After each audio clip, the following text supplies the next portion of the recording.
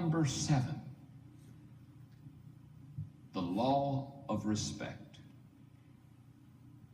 And the law of respect says that people naturally follow leaders stronger than themselves.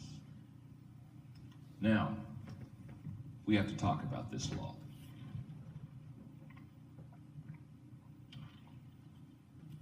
I have to admit to you that this is one of the toughest laws for me to teach. And the reason is because I had to be very careful. I want to make sure my heart is right toward you as I teach this law. Because if I do it correctly, you'll understand the law. If I do it incorrectly, you could be a little bit offended. And I don't want to offend you, so I hope to do a good job. Let me explain it this way. When I was teaching the law of the lid, I talked to you about the fact that if this is my leadership level, then my organization will be under that because my leadership is the lid that keeps my organization contained. Now that was a visual illustration for the law of the lid. Now I'm going to give you a visual illustration of the law of respect, going back pretty much to the same deal. From a 1 to a 10, let's say that I am a 4 as a leader, okay? In other words, a 4 is almost average, kind of an average, a little maybe below average type of a leader. Okay, but let's say I'm a 4 as a leader. What I want you to understand is that if I'm a 4 as a leader, not only will my organization come under my lid of leadership, but if I'm a 4 as a leader, the people that I have that are following me are going to be 4s, 3s, 2s, and 1s. This is where the law gets a little tough. If I'm a 4 as a leader, can I tell you who I don't lead? I don't lead 8s and 9s. 8s and 9s don't follow 4s. Never have, never will. And so if I'm a 4 as a leader, what I know is that the quality people that I really want to lead, the quality people that I'd really like to take on this trip with me are going to be very scarce because 8s and 9s just don't fall in lines to follow 4s. And the reason why, just to be honest with you, is 8s and 9s are better leaders than 4s. And can I tell you something about leadership? Better leaders don't follow worse leaders. It's a little tough, isn't it? It's a little tough in light of the fact that a lot of times as 4s, we want 8s and 9s to respect us. Now, remember, I'm teaching on the subject of leadership. An 8 or 9 can respect you greatly as a person of God, or they can respect you as a wonderful person. You may be a wonderful friend of yours, but I'm talking about leading people. What I'm saying is that if I'm a 4 as a leader, I'm not going to have a lot of 7s and 8s and 9s following me. Only because the law of respect says that you don't follow somebody that's weaker than you. You follow somebody that is stronger than you. Now, let me encourage you. One of the reasons I love teaching these laws is because watch what happens. If I can take you from a 4 to a 5 to a 6 to a 7, do you see what I have done for the respect range that you have? And I like that phrase, the respect range. All of a sudden, as a leader, when I take you from 4, 5, 6, 7, all of a sudden 5, 6, and 7s start following you because you're a stronger leader than they are. Now, all of a sudden, we've lifted the level again. We've broadened out and widened out what I would call the respect range in your life. Okay, this is very key. Let me see if I can walk you through, and let me see if I can help you to gain respect in the leadership forum. The first statement in your notebook: people don't follow people by accident. Now, let me just stop here for a moment. I know that there are exceptions. I suppose somebody follows somebody by accident. In fact, you probably have a live case that you could tell me about. But here's what I'm saying. Most people, if you come by, most people just don't get in line. 1, 2, 3, 4. Where are you going? I don't know. Just following the line here. Very few people do that. And the people that do that aren't probably the people you need in your organization. Okay? So we don't need a lot of hut 2, 3 people. Okay, you got the point. When people respect you as a person, they admire you. When they respect you as a friend, they love you. But when they respect you as a leader, they follow you. And I'm talking about having them follow you. The more leadership ability a person has, the more quickly he recognizes leadership or its lack in others. Now, let me explain that. A good leader can walk into a room and size up the room very quickly. I don't mean this wrong, but if you let me come into a group of 50 of you and we got to interact for an hour, by the time the hour was over, I could walk out of the room and I could give you the 5 or 6 best leaders in a room. Leaders can figure this out. Now, non-leaders can't figure this out. So what happens is when a leader walks into your life, they very quickly size up in your life whether you're a leader or not. And they determine by their evaluation whether they're going to follow you or not.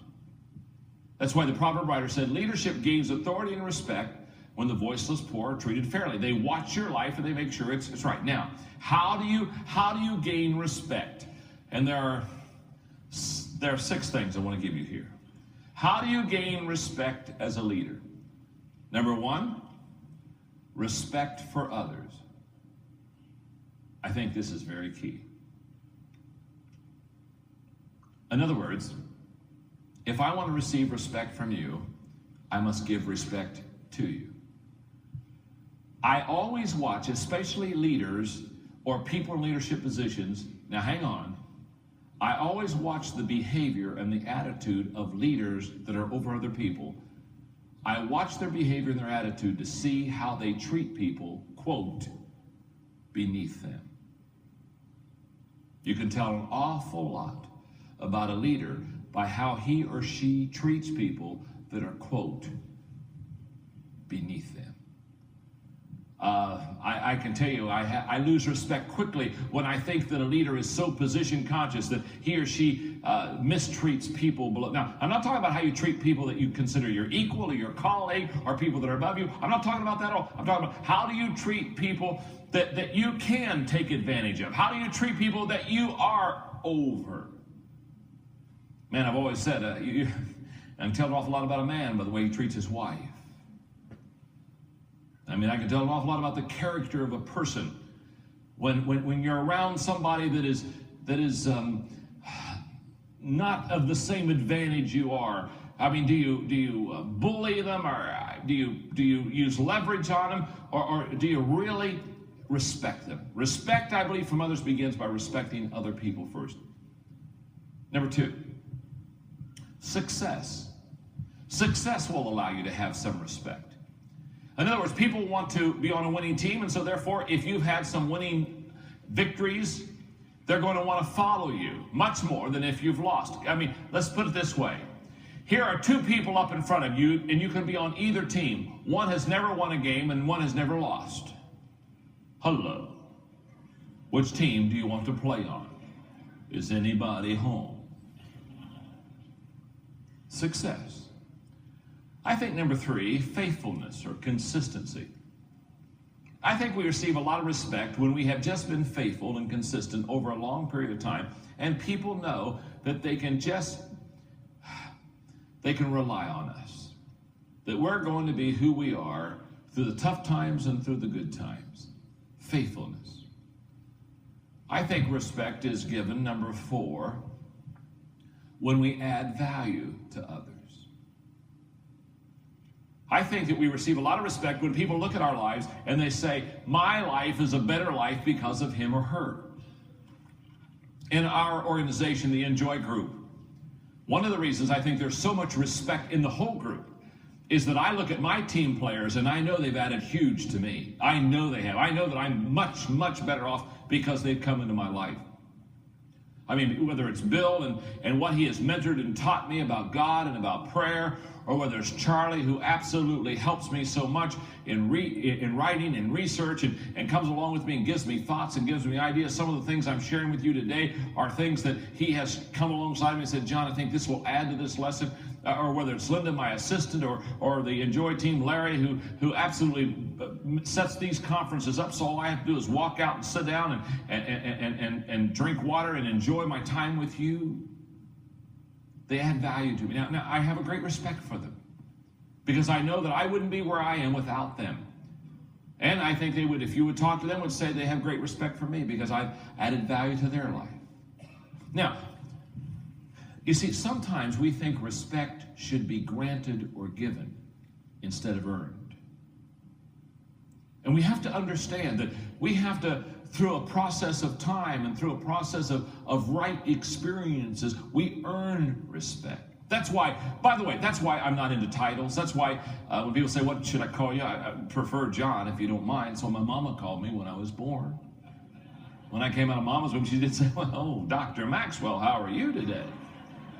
No, she just called me John. She said, he looks like a simple kid. I'll give him a simple name, and that's who I am. That's my name, and that's what I want everybody to call me. I don't want titles. I don't need all that stuff. Because I remember walking across the church parking lot one day with a pastor friend of mine, and a lay person, one of our members, came up and talked to me for a few minutes. I gave him a hug, and they left. And as soon as they left, my pastor buddy said, did you hear what they called you? Now, I wasn't paying attention. I said, no, what do you mean? He said, well, they called you John. I said, that's my name. Hello, am I missing something? He said, where's the respect here? He said, where's the respect? They didn't call you doctor, they didn't call you pastor, they didn't call you reverend, they just called you John. And I laughed. I said, oh, respect isn't in a name. It's not in a title. The only people who think that respect is in the title are insecure people who need to go to a therapist. It's not in a title. Respect comes not from the title I have or the position I have. The respect comes in the value that I've given to you. Now, I told my buddy to kind of ease his heart. I said, now, if that member would have called me Ralph, I wouldn't have even stopped. I keep right on going. I don't answer to Ralph. But this area of respect, I mean, it's not in the title, it's in the value that we add to others. Number 5, our leadership ability gives us respect. People respect us when we show ability to lead successfully. Again, I'm going to increase your respect if I can increase your level of leadership. Now, there's one more that I want to give you, and I kind of saved it to last, not because it's last. I saved it last because I want to talk to you for maybe 5 minutes about it, and that is courage. Respect comes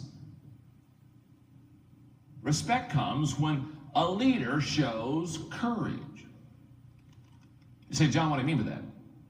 What I mean by that is that in any leadership area of our life, there are times that we're going to have to exhibit courage to where our people know that we either said something that we probably didn't want to say but needed to say, or we did something that we probably didn't want to do but needed to do. And they begin to respect us out of the fact they know that now we're not self-serving, but we're really going to lay our leadership on the line. Example, when I went to Skyline in 1981 in San Diego, California, I hadn't been there very long at all until I realized that I was in trouble with the leaders that I had. Now, I'm not talking about the staff as much. I'm talking now about the church board. Most of the church board members that I had, they were fairly well-to-do. They were financially well off. But they weren't good, they weren't spiritual leaders. In fact, they had been elected into this position probably because of their dollars. And as I looked at their life, and as I talked to them, as I started interacting with them, I saw that I was in trouble. I saw that they were not what I call spiritual leaders.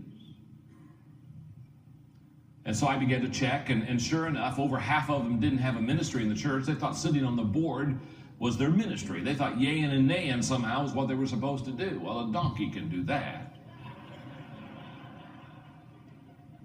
They didn't have a ministry. And I noticed that they didn't tithe. I mean, over half of them didn't tithe. Here they are sitting there telling us how to do the finances and allocating money, and they're robbing God themselves. whoa, I'm in trouble. I know I'm in trouble because I'm going to try to teach and model leadership that I don't have these designated leaders over here modeling. I can still remember the meeting that I had. I brought them all into a room. We closed the doors. And I want you to sense the spirit that I spoke to them in. I was very broken. In fact, I almost, for 2 hours, it was just me and them. I cried. I mean, I just said, I looked at them and I said, board members, I'm in trouble. I'm going to try to raise this level of leadership in this church, and I've got you, and you're not where you need to be as leaders. And so I began to share with them that they didn't know what their spiritual gifts were. They weren't doing their spiritual gifts for ministry. I shared with them that over half of them weren't tithing. One guy looked at me and said, how do you know? I said, I checked. And unless you made over $800 last year, you didn't tithe.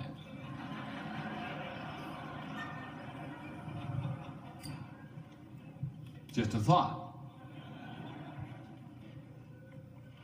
And I shared with them, I said, gang, we're going to have to stretch. We're going to have to grow. We can't stay here.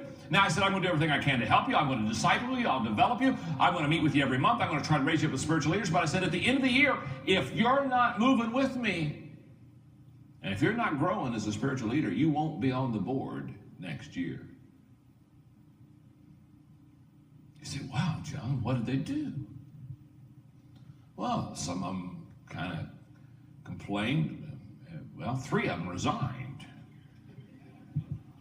which I guess is a form of complaining.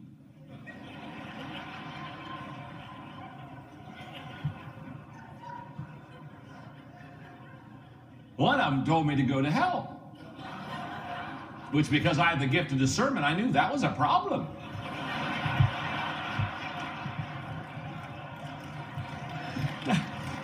Well, that may not be your spiritual gift. You may not pick up on things like that, but I just pick up on things. I'm just quick. I just sometimes when people tell me to go to hell, I say, ooh, we got a problem.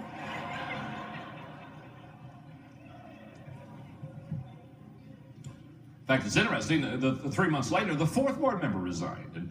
And what was interesting, when he resigned, the secretary read his letter, and I'll never forget, when I didn't even say anything, I just kind of had my head bowed, and he read the letter about the board member resigning, and when the letter was over, all the rest of the board members, together in unison, out loud, said, amen. Took about 3 months to straighten up the board because of courage. Listen to me carefully. We were congregational in nature. Somebody said, well, John, could they have fired you? Yes, they could have. Right on the spot. They could have right then voted, fired me and said, you're out of here. And I'd have got on the phone and I'd called Margaret and I'd said, honey, God's calling us somewhere else.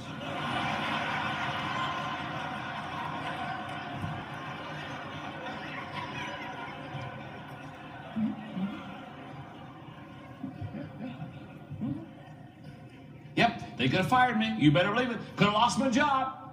When I went in, I knew I could lose my job. You see, they could take away my job. They could take away my salary. They could take away my position. Read my lips. They couldn't take away my integrity. Now, folks, let me tell you something. That was a life-changing moment in that church. That whole congregation understood all of a sudden they had found a leader who would look them in the eye and I'll lead. I want you to go on the trip with me. I'm going to do my best to help you go on the trip with me. But here's what I'm going to tell you. We're going on the trip. It's your choice. Courage. It's so important. As I look back on my ministry in San Diego, that was a defining moment. That was the day the congregation realized that they had a leader that wasn't going to politic. They had a leader that wasn't going to tiptoe around the tulips, but they had a leader that would lay it on the line, take a risk, and demonstrate courage. It's my desire for you to gain respect. And there are other ways, I'm sure, but there are 6 of them that I've given you here. The test of respect, 2. Number 1, the response of the people when the leader asks for commitment. You can tell they respect you as a leader when you ask for commitment and they respond in a positive way. Now, I'm going to give you the other test, and we're going to talk about it briefly. The second test of a leader that has respect is when you ask the people to change. When you ask people to make a commitment or to make a change. If they will respond in a positive way, I will guarantee you, you have respect as a leader. In fact, here's what I believe. If you ask people for commitment and you don't get commitment out of people, that's another way of them saying, I don't really respect you as a leader. Or if you ask people to transition, and let me stop here for a moment because I don't want to be misunderstood in this leadership training. Obviously, if you ask everybody in your church for commitment, or if you ask everybody in your business for commitment, you're going to have some people that are not going to get committed. So I'm not talking about everybody has to get on board, but I'm talking about the vast majority. Does that make sense? And I believe you never know or have never tested your respect level with people until you ask for commitment and change. But the moment you ask for it and they respond, with our Enjoy group, I promise you, I'm not going to ask them for a commitment that I won't give, and they know that. So when I ask them for a commitment, they know I've already made that commitment. I was absolutely blown away a few years ago when I knew that I had to move from San Diego to Atlanta and move our 4 organizations and the whole Enjoy group. And I realized I had to make this decision, and that I was going to share with all of my people that I would like for them to go. They didn't have to go, but we're going to, that's a big transition. You're going from going from San Diego to Atlanta, that's pretty huge. In San Diego, they got the Pacific Ocean. In Atlanta, they've got the Chattahoochee River.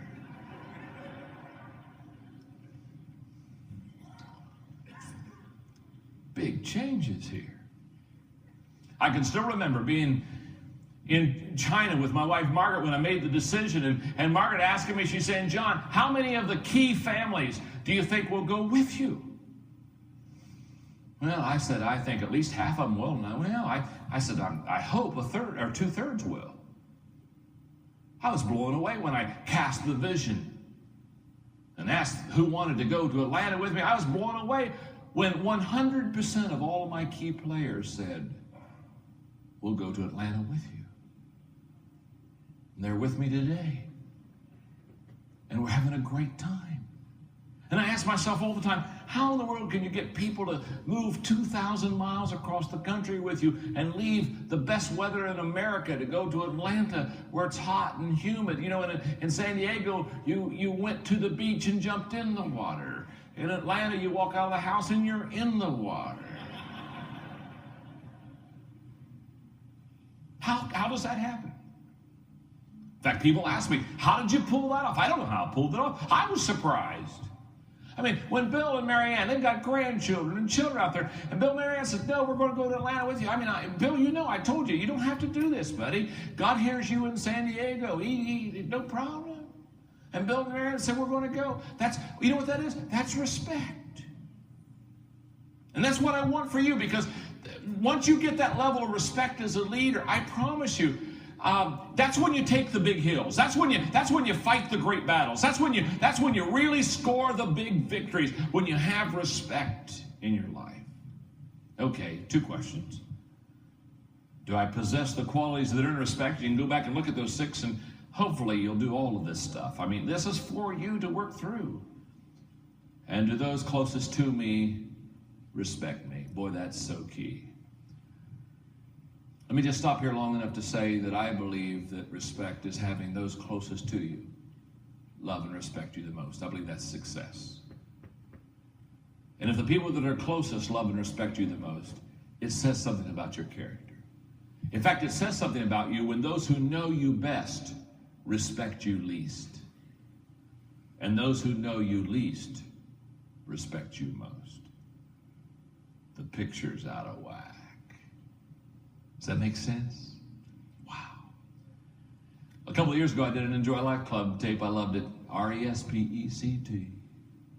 Tell me what you think of me. Don't worry, I didn't sing and I didn't dance. But it's a great question.